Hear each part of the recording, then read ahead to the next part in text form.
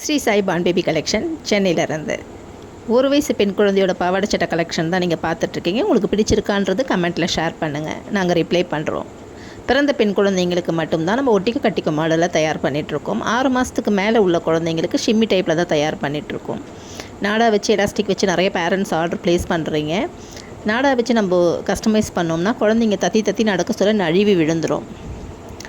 Elastic வச்சோம்னா குழந்தைங்களுக்கு ரத்தம் கட்டும். ஸோ இந்த மாதிரி இஷ்யூனால தான் நம்ம ஷிம்மி டைப்பில் தயார் பண்ணிகிட்ருக்கோம்.